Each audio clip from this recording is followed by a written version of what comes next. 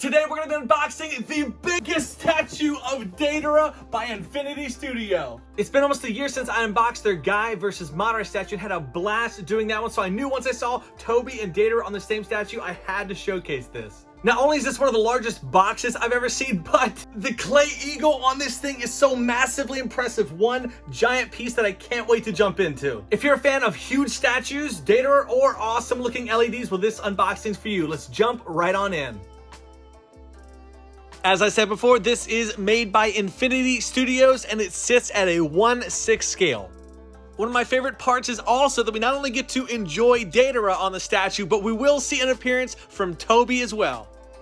The bottom of the base has a nice Akatsuki theme where we have the red, black, and white going on. There are 568 of these made around the world. We'll also see Deidara in the back with that red silhouette going on. On the very front, we will see Deidara's name in Japanese, and I love the low profile look of the base. Doesn't take up too much room or stick out like a sore thumb. Scattered all throughout the explosive part of the base are a bunch of holes and stickers with numbers on there. That'll actually help us later to be able to figure out where different effect pieces or clay beasts are going to be installed. This explosive part of the statue will later illuminate, which is nice because it's actually transparent resin, but doesn't even look that way. Now on the back, we'll see this dust cloud explosion kind of tailing behind everything. It has two purposes. Number one, it supports the fact that this is a dynamic in-motion statue. He's flying through the air. Number two, it acts as a counterbalance to the giant clay eagle that Deidara will be riding on. The base, while nice, does look a little empty, so we're going to fill it out with these clay explosive spiders that they sculpted. If you flip it around to the back, you will see that every single one has a number etched into this little notch. Helps you know where to key it into. It basically goes from left to right, with this slot being number 1, and down on the bottom it's number 2, and it just goes so on till it goes all the way to the right. And then here we have these smaller spiders, which are also numbered as well on the notch. Now, not like 1, 2, 3, and 4, which went left to right. These versions from 5 to 8 are going to go from right to left. And again, the stickers are on there, so I'm going to pull those off and get them removed so we can put these into place. What's nice about having 8 different spiders is that you can scatter them out. They don't look too repetitive, like they copy and pasted all along the base of the statue. And before I said that Tobi is going to be making an appearance on this statue, first thing we have to do is actually install the legs onto here. Now, there's not a lot of texturing going on. Some statues go for a really detailed textured look, and for this one, it does not. Kind of this is my preference, unless you go for like a quarter scale statue, I have to say. But we have the notches on the bottom of his butt and then also on his waist where different parts are going to be connecting. This does look super silly with how he's positioned, but again, the rest of the body is going to build out, and then we're going to be adding on the eagle now to these 2 large notches.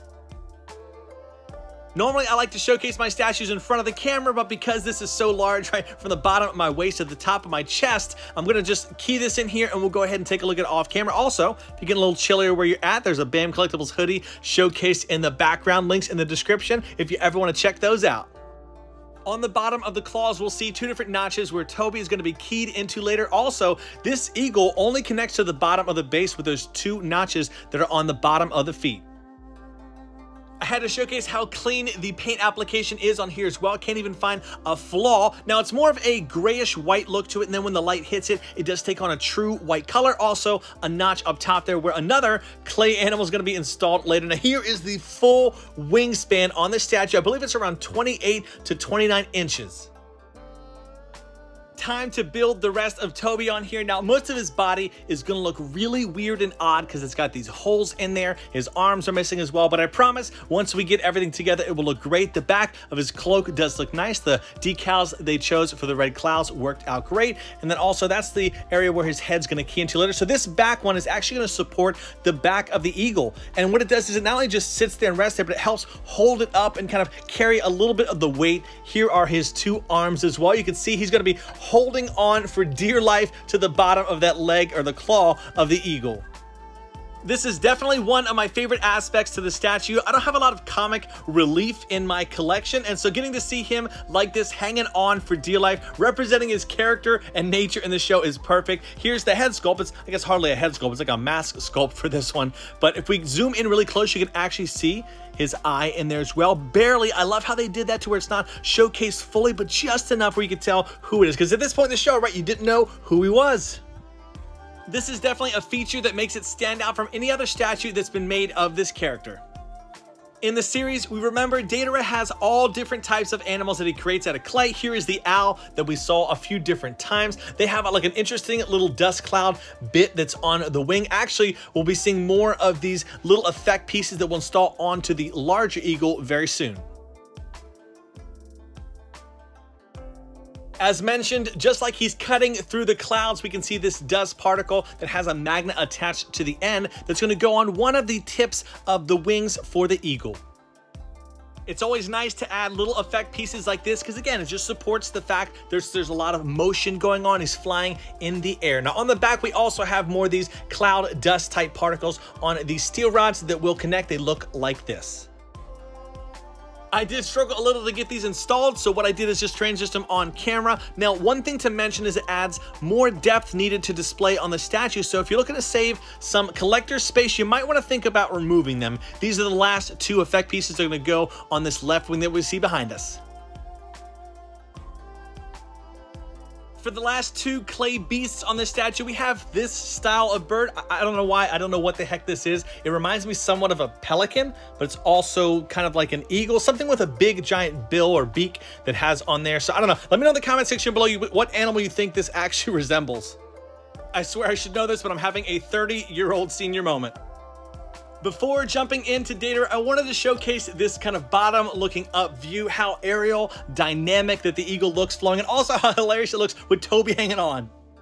And here we have the main body for Deidara. It's all one unit except for the head and ponytail were sculpted separately. We'll see the large notch at the bottom of the foot that helps him to connect to the eagle. And then also, again, not much texturing going on, and the decals were done just as nicely as the back of Tobi.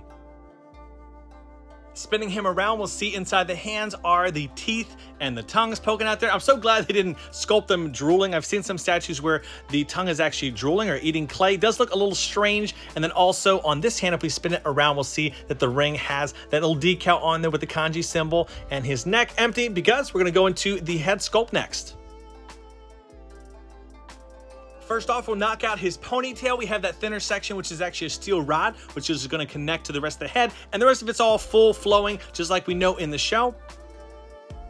And then for the head sculpt, they nailed it. The way his mouth is open, you can almost feel him just yelling that whole "Cats!" Which I'm not going to lie, I always thought he was yelling out cats, but it's K-A-T-S-U. I guess katsu or cats, however he does pronounce it in there. But we nailed it. They did a great job with the head sculpt for sure. The steel rod on the ponytail just slides right into the top of his head, and everything sits nice and secure. There is a magnet right towards the neckline so he can key into the top of the body perfectly. My man be looking majestic, standing up on top there. Perfect pose. Great job by the studio. Don't go anywhere as well. We have some awesome LEDs to look into. Before we do, they do have this edition size or certificate of authenticity that they did include on here that showcases a lot of information, right? The creator, the name, the sculptor, the edition size, studio, all sorts of information. And also there's the AC adapter port on the back of the statue. I forgot to show this before, with the plug and power cable that's going to light this bad boy up. Normally for my statues, I have to custom light the LEDs, not for this bad boy. There is a static option where it stays like this, and also a pulsating or moving option where we can see the actual explosion occurring. Comes with this awesome little remote here. On the back, we'll see there is two AAAs that are required. The minus sign turns it on, and the circle turns it off, and also the triangle activates the effect. No offense to the studio, but I saw this statue in pictures and I do not think it did it proper justice to how amazing it looks in person. So large, dynamic, it brings and commands a presence when you walk into a room. A lot of features to love about this statue, a lot of things to enjoy. I greatly look forward to showcasing products and statues by Infinity Studios in the future. I hope you enjoyed today's unboxing. As always, everybody, I'll see you in the next video. Do what you love and love what you do. Bam out. Cats!